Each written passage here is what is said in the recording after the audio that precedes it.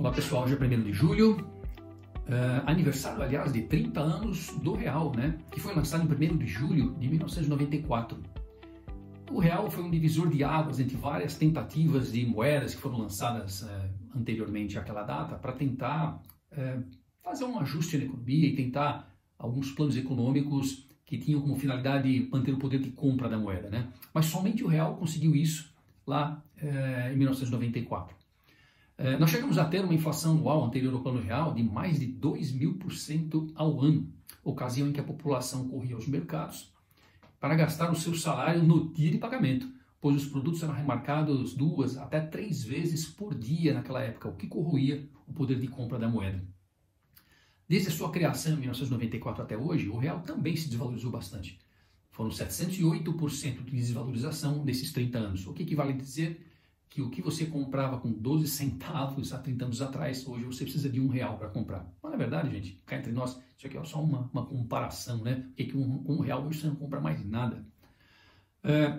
Vamos lá, esse mês aqui eu decidi fazer uma edição diferente. Ao invés de um vídeo muito extenso, com gráficos e tabelas, eu preferi um modelo um pouco mais informal, para que a gente pudesse se comunicar de uma forma um pouco mais direta e de uma forma um pouco mais breve do que aqueles longos vídeos dos meses anteriores. Sim, pessoal, os índices, os dados econômicos são muito importantes, mas em linhas gerais eles não mudaram muito desde o fechamento de maio até o fechamento de junho. Para vocês terem uma ideia, nos Estados Unidos os indicadores ainda são tímidos no sentido de permitir a segurança que o Fed quer ter antes de iniciar os cortes de juros. No demais, inflação, todos os outros indicadores não mudaram muito, não, tá? Índice de empregos, etc., o índice dos gerentes de compras, tudo se manteve basicamente no mesmo nível. Na Europa, no mês de junho, o Banco Central fez o primeiro corte desde 2019, reduzindo em 0,25% a taxa de juros, indicando provável continuidade do movimento, mas de olho no movimento do Fed americano para não descolar demais dos Estados Unidos, o que poderia causar uma desvalorização excessiva do euro frente ao dólar. Na China, ainda persistem dificuldades para a retomada da economia e é provável que nos próximos meses ocorram novos incentivos por parte do governo. E no Brasil, se por um lado nós somos pioneiros no mundo em iniciar antes de todos os cortes de juros e controlar a inflação, recentemente vivemos momentos bastante difíceis. Os juros futuros dispararam e temos hoje, enquanto eu gravo esse vídeo, os nossos títulos públicos de 10 anos pagando cerca de 12% ao ano de rendimento, o que seria equivalente a um IPCA mais 6,40%, 6,42% ao ano. Rendimento esse poucas vezes visto e que sim, para quem tem tempo para manter parte do seu capital aplicado por alguns anos, seria uma oportunidade bastante interessante. Não só os juros dispararam, né? O dólar esse ano subiu mais de 15%, né? E essa manhã, dia 1º de julho, abriu com tendência de baixa, mas às 14 horas, no momento em que eu comecei a gravar esse vídeo, ele já começava a subir frente ao fechamento de sexta-feira com exatos R$ 5,60. Some-se a isso os dados que foram divulgados hoje no Boletim Foco Semanal dessa segunda-feira, que mostram tendência de alta da inflação, tanto para 2024 como para 2025, se comparados aos dados previstos da semana passada. A Selic mostra-se estável e ainda mantida em 10,5% no fechamento desse ano. E o câmbio, que na semana passada era previsto fechar esse ano em 5,15, agora estima-se 5,20 no fechamento de 2024, o que para mim ainda parece bastante otimista. Por fim, na quarta-feira passada saiu a ata da reunião do Copom de 2 semanas atrás, quando eles acordaram em manter a taxa Selic em 10,5%. E essa ata trouxe um posicionamento um pouco mais duro do nosso Banco Central, indicando, entre aspas, que ajustes na Selic podem ser necessários para manter a inflação dentro da meta, fecha aspas. Ou seja, o Banco Central antevê que talvez tenha que inverter a mão e até mesmo aumentar a taxa Selic se a inflação voltar a acelerar. Ele não disse que vai fazer isso, mas pela primeira vez ele mencionou que, se necessário, o fará, o que não é um bom sinal, tá? Vejam então que os vetores não mudaram muito de direção, nem aqui, nem na Europa, na China ou nos Estados Unidos. Houve sim um agravamento das situações, tanto lá fora como no cenário local. No cenário local, os fatores que levaram a esse agravamento da situação, né, a gente tem um pouco mais de preocupação com a situação do Brasil, são os seguintes. Primeiro, atraso na redução dos juros americanos. Sim, se os juros americanos demorarem mais para cair, nós teremos menos espaço para diminuir a nossa Selic, né, e nós teremos menos espaço para conseguir ter uma maior ativação da nossa economia local. Segundo, e talvez até mais crítico, contínua deterioração do cenário fiscal, né? Em maio, nós batemos o recorde histórico de arrecadação de impostos, com um aumento de 8% na arrecadação. E os gastos no mesmo mês cresceram 13%. Ou seja, o nosso déficit somente em maio foi de 63,9 bilhões de reais. E no acumulado de 12 meses, de maio de 2023 a maio de 2024, o nosso déficit já alcança 1 trilhão e 43 bilhões de reais, ou seja, 9,57% do PIB. Né? Terceiro fator que atrapalha e que agrava a situação no Brasil, a leniência das nossas autoridades em relação a esse desequilíbrio fiscal. O plano ainda, por parte do governo, é resolver esse déficit com aumento de impostos. Mas a grande dúvida se há espaço, tanto para as pessoas como para as empresas, aguentarem ainda mais aumento de impostos. O governo reiterou que o caminho não será de corte de despesas. E se nós considerarmos o déficit total, né, nós já temos hoje cerca de 94% do PIB, né, e comprometidos somente com despesas obrigatórias, que são folha de pagamento, benefícios correlatos e INSS. Ou seja, hoje nós temos apenas 6% do PIB que é manobrável, ou seja, que pode ser direcionado para investimentos. No ritmo em que as coisas vão, projeta-se que em 2029 nós gastaremos 100% do PIB com as despesas obrigatórias. Não teremos, então, mais recursos para nenhum investimento. Isso se mantiver o nível de déficit que nós vemos experimentando ao longo dos últimos 12 meses. Eu acho importante mencionar também que mesmo que houvesse espaço, mesmo que houvessem condições para baixar a Selic a curto prazo, esta piora no cenário fiscal provavelmente não permitiria redução dos juros futuros em nossa economia. Isso porque a Selic é a taxa de juros de curto prazo da economia utilizada para combater a inflação. Mas se não houver segurança de que a médio e longo prazo a nossa economia vai se estabilizar e controlar o seu déficit, os investidores vão continuar exigindo retornos maiores, tendo em vista que os riscos para eles serão maiores. É justamente por isso que, mesmo reduzindo a Selic, é provável, nas condições fiscais atuais, que você continuaria vendo juros futuros pagando IPCA mais 6, mais 6,5, ou se ainda níveis até mais altos, a depender da evolução das coisas, né? Até aqui tudo bem. Falamos um pouco sobre as condições econômicas do Brasil e do mundo, mas tudo isso é decorrente, resultado, dependente e consequência do cenário geopolítico mundial. E quando analisamos o cenário global, há muitos eventos contrários a um cenário benéfico que podem sim representar riscos consideráveis. Vamos vê-los. Na Europa, em junho houve a eleição do Parlamento Europeu, com cada país do bloco elegendo seus representantes na Comunidade Europeia. Houve uma sensível mudança do parlamento com um aumento de representantes de direita, o que significa que será mais difícil para a União Europeia implementar pautas de costume e imposições ESG. Isso tudo foi resultado de uma tremenda pressão que a União Europeia tem colocado sobre as nações do bloco e que acabaram gerando uma reação, que foi essa predominância agora, esse aumento de representantes de direita na União Europeia. Só para dar alguns exemplos, vejam que a União Europeia estava tentando impor, e ainda está, mas vai ter que negociar de uma forma um pouco mais leve, restrições para o uso de defensivos agrícolas, está tentando impor limitações na criação de rebanhos, impondo urgências e datas limites, a história da Agenda 2030, para implementação de novas matrizes energéticas, o que vai gerar um custo proibitivo para a sociedade, o que acaba colocando de joelhos a Alemanha, que é o motor industrial do bloco europeu. Vai ter que também tomar muito mais cuidado na negociação de controles excessivos impostos sobre indivíduos e tudo mais. Então, como eu disse, a reação veio e promete dificultar a implementação da Agenda 2030, que foi iniciada na Europa e que depois então foi disseminada para os demais continentes, né? Principalmente através dos esforços do Fórum Econômico Mundial e das incontáveis ONGs financiadas por alguns bilionários espalhados pelo mundo.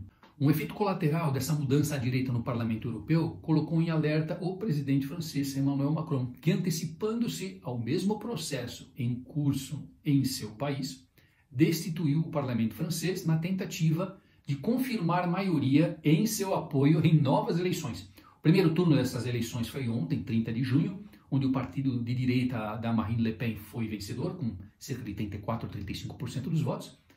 E o segundo turno será no próximo domingo, 7 de julho, quando saberemos como a França irá se posicionar, como será composto o parlamento francês e se isso significará ou não perda de poder de Emmanuel Macron. Não bastasse, pessoal, tudo isso, há um crescente movimento, não do povo, tá? Mas dos mandatários europeus, para um auxílio massivo à Ucrânia contra a Rússia. Macron é um dos que puxa o coro para enviar tropas na União Europeia para lutar, argumentando que após conquistar a Ucrânia, a Rússia não vai parar de avançar contra outros estados europeus. Portanto, muito ruído e com potencial grande de impacto nos rumos da Europa de agora em diante. Do lado oriental, a Rússia aprofundou seus laços e cooperação com a China e agora conta também com a Coreia do Norte como aliado após assinar um tratado de ajuda recíproca militar. A Rússia está comprando munições da Coreia do Norte, até porque a Coreia do Norte fabrica munições e usa há mais de 50 anos, e se alguém não comprar e usar, isso aí vai acabar indo para o lixo, né? Então a Rússia está comprando munições da Coreia do Norte, e a Coreia do Norte também confirmou que vai enviar, ainda nesse mês de julho, divisões de especialistas em engenharia militar para atuar na Ucrânia, ajudando a Rússia a consertar, ajustar e implementar equipamentos de radar e tudo mais, equipamentos militares em geral. Se há um vencedor, pessoal, na guerra entre Ucrânia e Rússia, é a China. Xi Jinping ele vem comprando uma quantidade absurda de petróleo e outros insumos, tá, da Rússia a preços módicos, o que viabiliza para a Rússia a manutenção da sua economia, que agora está 100% dirigida para esforços militares. E esse conflito entre Rússia e Ucrânia também atende aos planos da China de minar o poderio econômico e militar da Europa e dos Estados Unidos. Não é segredo que a China intenciona tomar a posição dos Estados Unidos com maior potencial mundial e tem estratégias e paciência, tem tempo para atingir esses objetivos. Não por menos, a China se recusa a tomar qualquer posição ou agir para normalizar o trânsito de navios de carga no Canal de Suez, deixando para os Estados Unidos o ônus dessa tarefa. Ela não quer entrar em atrito com as demais nações do Oriente Médio. Seu plano é sim apoiar tantas nações quanto forem possíveis nessa região, para formar um bloco que ela viria a liderar para então ter mais força para combater a economia ocidental. Para ter sucesso, a China sabe que deve enfraquecer a Europa, os Estados Unidos e Israel, seu aliado na região, e obstáculo para a implementação dos seus projetos, entre eles a Rota da Seda. Vale lembrar que Israel apresentou aos Estados Unidos há alguns anos um projeto de uma rota alternativa de gás e petróleo para a Europa, que cruzaria justamente o território palestino, onde vem combatendo o Hamas. Coincidência, né, pessoal? Isso não é bom para a China, e se não é bom para a China, é motivo para que ela apoie a Rússia e que a Rússia, assim, possa apoiar os inimigos de Israel na região, tanto com armamentos como com estratégias e treinamento. Mais uma vez, a China sai ganhando sem sujar suas mãos, tanto com o conflito Rússia-Ucrânia, como com os conflitos de Israel com seus vizinhos lá. Os Estados Unidos também vivem um momento bastante atípico. O país sempre liderou momentos como o que vivemos agora, tomando à frente negociações e em ações militares para manter o equilíbrio global. Na verdade, não necessariamente o equilíbrio, né? Mas para manter a sua supremacia, nós deveríamos dizer. Mas desde que Joe Biden assumiu a presidência, o que se tem visto é um governo fraco, tanto em âmbito nacional como internacional. O fentanol, né, uma droga cujo consumo vem crescendo exponencialmente e rapidamente, destruindo uma geração toda a olhos vistos ali nos Estados Unidos, essa droga ela vem da China e entra no território americano através da fronteira com o México. Fronteira essa abandonada e que se tornou uma porta de entrada fácil para imigrantes ilegais não só dos arredores, mas de chineses e pessoas oriundas de diversas outras partes do mundo. Biden também retirou as restrições comerciais que estavam impostas contra o Irã. Mais do que isso, devolveu ao Irã recursos que estavam bloqueados, alegando que os mesmos seriam usados para finalidades humanitárias, quando na verdade foram canalizados para o programa de beneficiamento de urânio e também para ações militares na região do Oriente Médio. O que parece é que, de alguma forma, parte dos objetivos da China estão sendo implementados dentro dos Estados Unidos, né? Ou seja, os Estados Unidos está sendo minado por dentro, né? Pelas suas próprias instituições fracas e perdidas nesse momento. Talvez não seja coincidência que foi somente após a posse de Biden que tanto Rússia como China e o Irã também avançaram sobre a Ucrânia, Taiwan e Israel. A triste percepção é de que não há força do lado americano para contrapor tais movimentos e garantir um certo grau de equilíbrio no campo geopolítico. Na última semana, ocorreu o primeiro de 2 debates entre os presidenciáveis americanos Joe Biden e Donald Trump. A performance de Biden foi abaixo da crítica. Não conseguia organizar ideias, argumentar, sequer se comunicar de forma minimamente necessária. Mas essa condição de Biden não é novidade. Ela já existia em menor grau antes mesmo de sua eleição em 2020. Foi interessante, para não dizer bizarro, ver toda a mídia americana se dizendo surpresa com o comportamento de Biden nesse debate. Todos sabem há muito tempo da frágil condição física e mental de Biden, mas esconderam o quanto puderam. O que parece é que o próprio Partido Democrata já tinha como estratégia expor a fragilidade de Biden para justificar sua saída da corrida presidencial. Mas, como ele já foi indicado pelo partido para a corrida, inclusive os delegados, né, do Partido Democrata já foram escolhidos, né, nessa empreitada, a única forma de Biden não concorrer teria que ser renunciando, né? E assim, somente assim, se abriria caminho para um novo nome, né, para concorrer às eleições. O que parece, pelo menos até agora, até o dia de hoje, é que esse tiro saiu pela culatra. A família Biden comunicou que ele não pretende declinar de concorrer pela reeleição e que vai se manter no páreo. O partido, então, agora tem que lidar com o fato de que doadores, né, que estavam aportando recursos na campanha do Biden, se recusam a continuar doando dinheiro para a campanha dos democratas. Então, nesse sentido, a fonte secou. Sim, pessoal, nos Estados Unidos, os recursos para a campanha vêm de doações, tá? Os recursos não são tirados do bolso dos contribuintes pagadores de impostos, como aqui no Brasil. Então, se juntarmos todo esse barulho internacional com o nosso cenário local, onde o que parece gastar a qualquer custo é que é importante, né? Onde nós acabamos aprovando um arcabouço fiscal que não é um teto, mas sim um piso de gastos, né? Nós só podemos concluir que não teremos tempos fáceis à frente. Mas os ventos da modernidade sempre sopram de leste a oeste e do norte para o sul. As mudanças que começam a ser plantadas agora na Europa e talvez também nos Estados Unidos, em algum momento, vão chegar por aqui. E até lá, onde nós devemos estacionar as nossas economias? Onde devemos investir? Bom, aqui eu tenho algumas ideias. Primeiro, a Selic vai continuar alta. Isso é bom para a renda fixa pós-fixada. Isso nos dá previsibilidade e bons retornos com a Selic nos níveis atuais. Eu gosto de fundos de renda fixa com crédito privado, que entregam um bom prêmio, né, sobre o CDI. Mas nós temos que selecioná-los com cuidado, não podemos pegar qualquer fundo de crédito privado não, tem que ser fundos de bom histórico e com baixa volatilidade. Idem, né, também gosto de fundos de infraestrutura atrelados ao CDI, que não tem ou que não cobram imposto de renda de pessoas físicas. Segundo, os investimentos em títulos atrelados à inflação, né? Os prêmios de juros futuros estão altos, né? Para quem pode estacionar uma parte dos recursos por 3, 5 até 10 anos, vale a pena sim. Ganhar, né, as taxas de hoje, cerca de 6,4% ao ano acima da inflação, por todo esse tempo, 3, 5, 7, 10 anos, é quase imbatível em termos de rentabilidade.